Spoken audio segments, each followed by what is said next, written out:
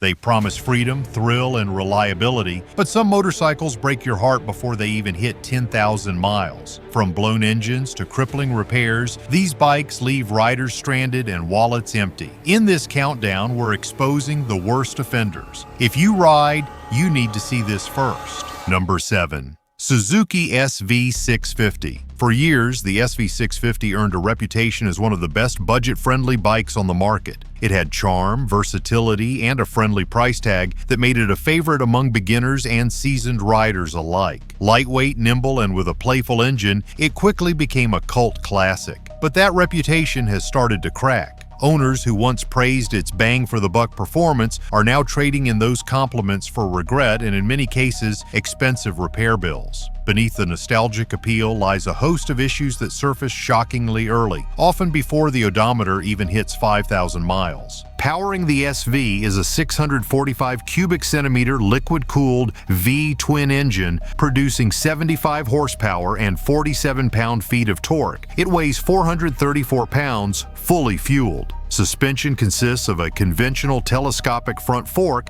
and a link-type rear monoshock with adjustable preload, adequate for commuting but easily overwhelmed during aggressive riding or on rough pavement. Braking is handled by dual 290mm discs up front with 2 piston calipers and a single 240mm disc in the rear with a single piston caliper. Anti-lock braking system comes standard. The SV starts at $7,199, but these entry-level specs come with compromises that reveal themselves far sooner than most riders expect. The most troubling and expensive failure is the stator. As the heart of the charging system, the stator is supposed to keep the battery powered, but on the SV, it's infamous for burning out well before the 10,000-mile mark. When it fails, the battery dies without warning, often leaving riders stranded in parking lots or on the side of the road. Repairs aren't cheap, and installing poor-quality aftermarket parts only invites the problem back. For a bike this common, it's shocking how many owners report being blindsided by this issue within the first year of ownership. Throttle response also proves problematic. Many riders complain of engine stuttering or surging at steady speeds, especially between 3,000 and 5,000 revolutions per minute. These symptoms are often traced back to faulty throttle bodies or sensor issues, which can be tricky to diagnose and expensive to replace. What was once known as a smooth and easygoing commuter now feels unpredictable in the very situations where stability matters most. Routine maintenance can quietly drain the budget too. Valve clearance checks are required more frequently than expected, and the process to reach the engine involves removing a surprising amount of bodywork. Many riders are caught off guard by high labor quotes that rival those of more expensive machines. For a bike that earned its following on low running costs, these surprises feel like betrayal. Cosmetic quality has also taken a step back. Owners report that plastics fade rapidly under sun exposure. Fuel tanks dent from light contact, and chips in the paint are common after just one riding season. Some riders even report corrosion around engine covers and exhaust headers, despite regular washing and garage storage. It's not just about looks. These signs of wear tank resale confidence and leave owners with a bike that seems older than it is. If you thought budget compromises were bad here, the next entry takes things even lower, and it's from a brand that should know better. Don't get caught unprepared. Find everything you need in the description. Number 6. Honda CBR 500R. This is often introduced as the perfect beginner-friendly sport touring bike. It looks sharp, sits comfortably in the middleweight category, and carries the Honda badge, a name synonymous with reliability. For new riders looking to dip their toes into sport bike territory, it seems like a sure bet. But once the honeymoon phase ends, a different picture begins to emerge. Owners who expected an easy, drama-free ride have found themselves dealing with mechanical problems far too early, some before even hitting the 10,000-mile mark. Powering the CBR 500RR is a 471 cubic centimeter liquid-cooled parallel twin engine producing 47 horsepower and 32 pound-feet of torque. The bike weighs 428 pounds fully fueled. Suspension comes in the form of a non-adjustable telescopic front fork and a preload adjustable ProLink rear monoshock, both tuned for comfort rather than control. Braking is handled by a single 320mm front disc with a twin-piston caliper and a 240mm rear disc with a single-piston caliper. Anti-lock braking system is standard. Priced at $7,399, the specs may sound adequate, but real-world use exposes glaring weaknesses that cast doubt on the bike's long-term value. One of the most frequently reported issues is cam chain tensioner failure. This part is critical to regulating valve timing and engine performance, yet many owners report symptoms like engine ticking, poor throttle response, and erratic idling before the bike reaches 10,000 miles. If left unaddressed,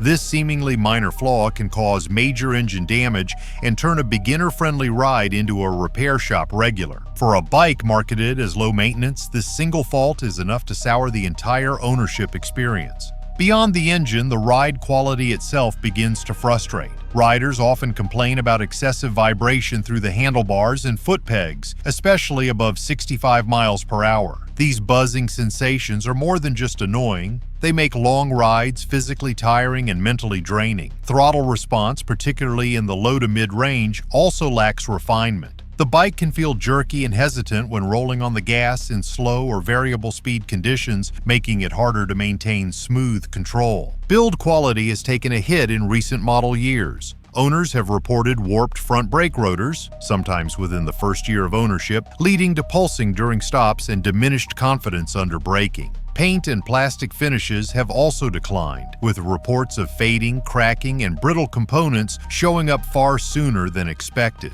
These aren't just cosmetic annoyances, they signal cost-cutting in materials that compromise long-term durability. For a brand that built its legacy on lasting quality, these issues feel like a betrayal. Maintenance adds another layer of regret. Valve clearance inspections are time-consuming and expensive, requiring a significant teardown to reach the top of the engine. With rising labor costs at dealerships, what was once seen as a budget-friendly machine becomes a surprise financial drain when it's time for scheduled service. Riders looking for an easy-to-own experience end up paying premium prices to keep the bike running as intended. We dig through the recalls, the forums, and the fine print so you don't end up stranded. Subscribe for more no BS motorcycle breakdowns and let us know in the comments if you've ever owned one of these lemons. The next motorcycle comes with bold styling, but what's hiding underneath will shake your confidence and possibly your feelings. Number 5. Kawasaki Z1000. At first glance, the Z1000 looks like everything a street fighter should be. Aggressive styling, muscular stance, and a reputation built on Kawasaki's performance heritage. It's meant to deliver raw, naked bike thrills with the comfort of upright ergonomics. But many riders who were lured in by the promise of adrenaline quickly found themselves stuck with a machine riddled with expensive problems, unpredictable performance, and maintenance bills that belong on a superbike, not a daily rider. At the core of the Z1000 is a 1,048 cubic centimeter inline 4-cylinder engine that produces 1,043 horsepower and 86 pound-feet of torque on paper. That's a powerhouse in the naked bike category. The torque kicks in early and there's plenty of top-end power for aggressive riders. But even with all that output, owners have reported a troubling trend. The engine runs hot, very hot. In city traffic or slow-speed conditions, it frequently overheats, even when the cooling system is working properly. And once it crosses a few thousand miles, many riders notice it starts to burn oil faster than expected, sometimes requiring top-offs every 500 miles. Compounding the issue are the cooling system failures that emerge under 10,000 miles. Reports of coolant leaks, warped thermostats, and clogged radiators have flooded online forums. The radiator's exposed placement makes it especially vulnerable to road debris, and any impact can result in costly damage. Some riders even report the bike cutting power mid-ride due to thermal sensors going haywire. The risk of long-term engine damage becomes a constant concern, hardly the kind of peace of mind anyone expects after spending over $11,499. Adding to the pain are the brake and suspension issues that show up earlier than expected. The Z1000 comes equipped with dual 310mm front discs and radial mount monoblock interlock calipers paired with a single rear disc. While braking performance is decent when new, multiple owners have reported premature rotor warping, leading to pulsating levers and reduced confidence under hard braking. Suspension-wise, the bike features a fully adjustable inverted front fork and a horizontal backlink rear shock, which should offer track-worthy damping, but reality falls short. Many describe the ride as overly stiff with poor small bump compliance, especially for everyday road conditions. Combined with the bike's wet weight of 471 pounds, the suspension struggles to manage both agility and comfort. Electronics haven't fared much better. Riders commonly experience quick shifter glitches, battery drain problems, and phantom error codes on the instrument cluster. The quick shifter, which is a highlight feature on this model, frequently fails under aggressive use, sometimes forcing riders to revert to manual shifting mid-ride. Battery failures and unexplained power loss have left some riders stranded, even after routine maintenance. It's not just annoying, it's dangerous, especially for those using the Z1000 as their primary ride. Despite its aggressive design and headline specs, the Z1000 has gained a reputation for poor long-term reliability. Buyers on the used market are increasingly wary, and trade-in values are unimpressive, with dealers reluctant to take in models with high mileage due to the known service issues. Owners looking to upgrade or switch brands often find themselves thousands of dollars in the hole, wondering why a premium performance bike turned into such a financial burden. Think a cruiser should be bulletproof? Not this next one. It's been leaving riders stranded before their first oil change. Number 4. Yamaha Bolt RSpec. At first glance, the Bolt RSpec checks all the right boxes. Muscular styling, low-slung frame, and just enough attitude to make it feel like a stripped-down cruiser for the modern rider. It carries that no-nonsense look that promises simplicity and reliability in one clean package. For many riders, especially those looking for a more affordable cruiser with Japanese dependability, it seems like the perfect alternative to bigger American iron. But fast forward 10,000 miles and the honeymoon is over. Owners are discovering that what looked like a durable cruiser is actually loaded with problems that show up early, hit hard, and leave a lasting mark on both performance and ownership costs. At the core of the Bolt RSpec is a 942 cubic centimeter air-cooled V-twin engine producing 65 horsepower and 52 pound-feet of torque. That setup sounds ideal for around-town cruising and weekend rides. On paper, the torque arrives early and gives a strong low-end pull, which makes for enjoyable stoplight sprints and relaxed throttle control. But once the mileage climbs past 5,000, the problems begin to surface. One of the most common complaints is fuel pump failure, often leading to unexpected stalls while riding. Multiple owners report their bikes cutting out mid-cruise, forcing emergency stops and expensive tows. Electrical issues are another pain point. The Bolt's charging system has a reputation for being weak, with riders frequently dealing with dead batteries or inconsistent voltage output. This leads to hard starts, dim lights, and in some cases, a completely bricked bike in the middle of nowhere. Misfires and fouled spark plugs often accompany these electrical gremlins, making the ride jittery and unpredictable. For a bike marketed on its ease of use and dependability, the Bolt RSpec has a frustrating habit of leaving its riders stranded without warning. Another major concern lies in the rear suspension. The Bolt uses twin shocks on the rear that are notoriously undersprung and poorly damped. Riders of average or above average weight often find the suspension bottoming out on even moderate bumps. This not only kills comfort, but can damage components over time. The front forks, which are non-adjustable, don't fare much better, transmitting harsh impacts through the bars on rough pavement. Together, the suspension setup fails to deliver the plush, cruiser-like ride the bike's appearance suggests. The belt drive is another weak point. While belt drives are often praised for being cleaner and quieter than chains, the Bolt's drive system has been known to develop alignment issues. In more severe cases, full teardown and retensioning are required, which comes with a labor cost riders didn't expect when buying a low-maintenance motorcycle. With a starting price of $8,899, the Bolt RSpec aims to be a stylish and accessible cruiser. However, what you save up front can quickly disappear in repairs, service visits, and lost time. For a cruiser meant to be simple, raw, and dependable, the Bolt RSpec ends up being far more demanding than it should be. Once the early reliability issues start piling up, many owners find themselves regretting the purchase and moving on to more durable options. The ride might feel cool, the engine might sound great, but none of that matters when you're stuck replacing fuel pumps and chasing down electrical faults before even hitting 10,000 miles. Now let's move into territory where the name alone should promise dependability, except this next one missed that memo entirely. Number 3. Honda NC750X. On the surface, the NC750X promises a near-perfect solution for daily commuters and weekend explorers. Honda billed it as the no-fuss motorcycle for riders who wanted reliability, convenience, and just enough excitement to keep things interesting. With its upright stance, integrated storage, and reputation for frugality, it seemed like the kind of machine you could ride for years without worry. But many owners are learning a harsh truth. This bike might get you to work, but it could also leave you stranded on the way there.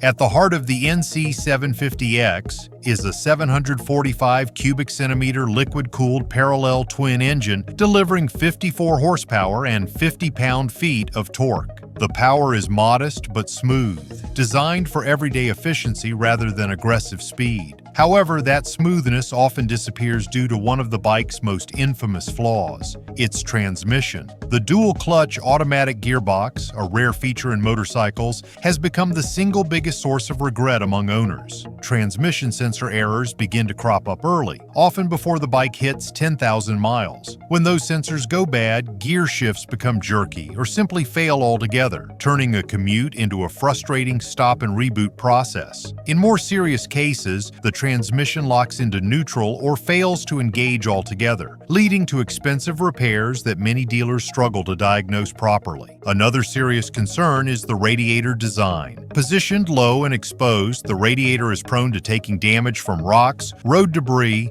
or even aggressive parking stops. Several riders have reported leaking coolant from minor impacts, problems that most other bikes would shrug off, and once the coolant starts leaking, engine overheating follows shortly after, further damaging internal components and often leading to full system failure if not caught in time. In terms of hardware, the NC750X weighs 475 pounds wet, giving it a fairly light feel for a mid-size adventure-styled commuter. Suspension duties are handled by a non-adjustable 41mm telescopic front fork and a rear monoshock with adjustable preload. The ride is soft and forgiving on smooth roads, but lacks control on bumpy or winding surfaces. Braking is managed by a single 320mm front disc with a 2-piston caliper and a rear 240mm disc with a single piston caliper. The braking feel is average, not confidence-inspiring, and can become unpredictable when paired with the jerky transmission behavior. Overall, the ride quality feels unrefined compared to similarly priced options.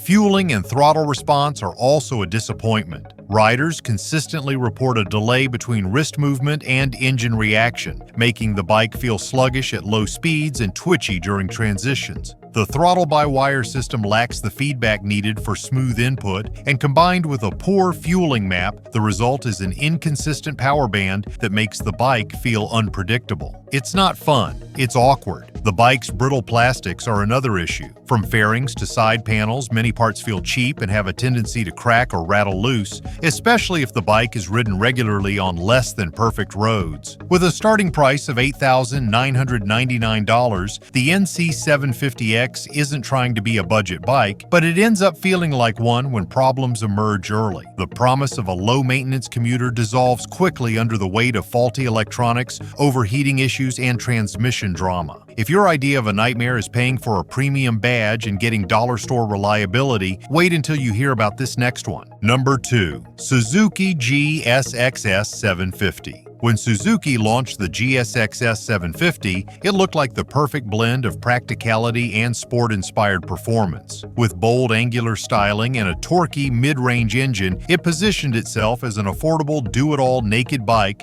that could handle commuting, canyon carving, and weekend rides. But behind that aggressive appearance lies a host of issues that quickly ruin the ownership experience. Issues that don't just show up over time, but often begin straight out of the crate. While other bikes on this list fail after some mileage, the GSXS750 barely makes it past its break-in period without throwing a wrench in the ride. The bike is powered by a 749 cubic centimeter inline four-cylinder engine that produces 114 horsepower and 63 pound-feet of torque. That should be more than enough power for most riders, offering plenty of acceleration across the mid-range and top end. However, one of the most immediate complaints owners report is poor fueling. From the first few hundred miles, the GSXS stumbles with throttle surging, inconsistent idle, and hesitation during roll-ons. These issues are persistent and widely documented, often requiring third-party fuel mapping solutions or extensive shop time to resolve. Something no one expects on a new motorcycle, but it gets worse.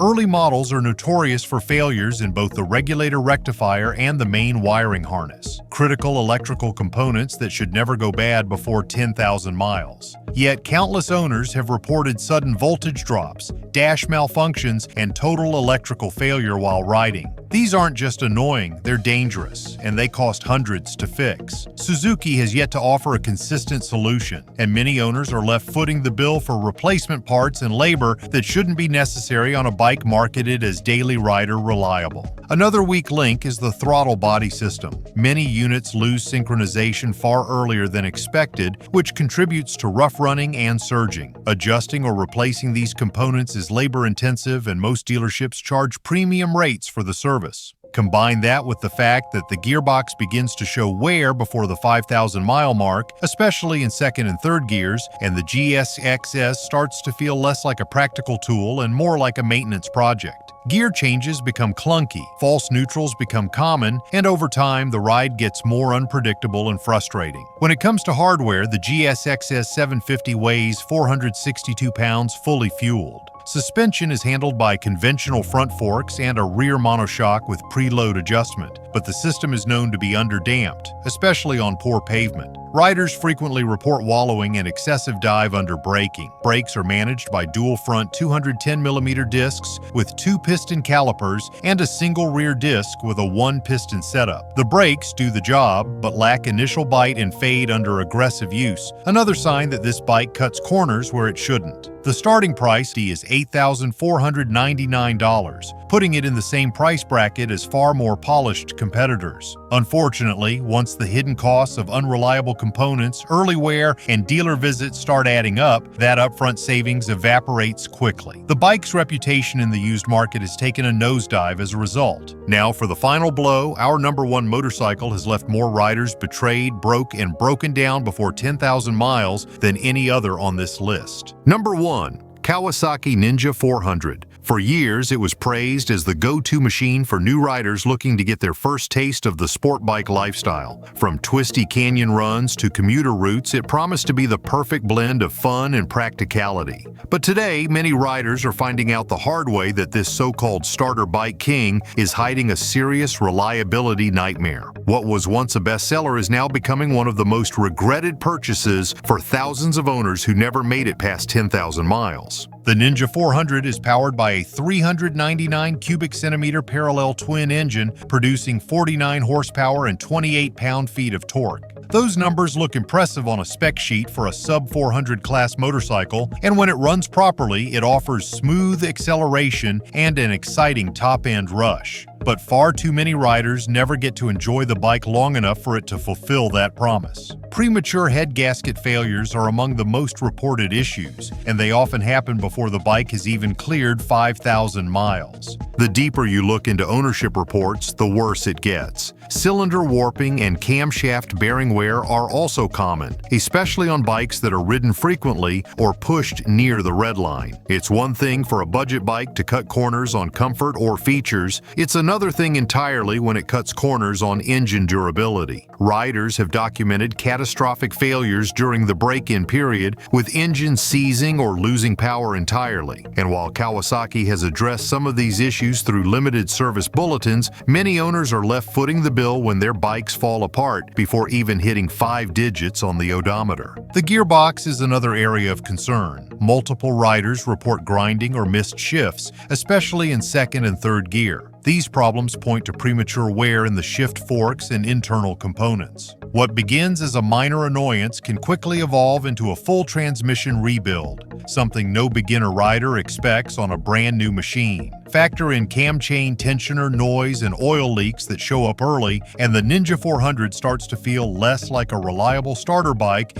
and more like a mechanical landmine. In terms of hardware, the Ninja 400 weighs 372 pounds fully fueled. It features a 41mm telescopic front fork and a preload adjustable monoshock in the rear, both of which are soft and tuned for comfort rather than performance. That makes the bike approachable for newer riders, but also results in a vague feel during spirited riding. Braking comes from a single 310mm disc up front with a 2-piston caliper and a 220mm disc at the rear. Braking power is adequate for the bike's size, but many riders have upgraded pads or lines to improve initial bite. Despite these upgrades, no amount of suspension tuning or brake tweaking can fix the core issue. This bike simply was not built to last. With a starting price of $5,719, the Ninja 400 appears to be a solid deal. It looks sharp, sounds fun, and comes from a respected Japanese manufacturer. But when the repair bills start stacking up, or worse, when the entire engine gives out, owners are left wondering why they didn't spend a little more for something with real durability. You don't need to learn the hard way,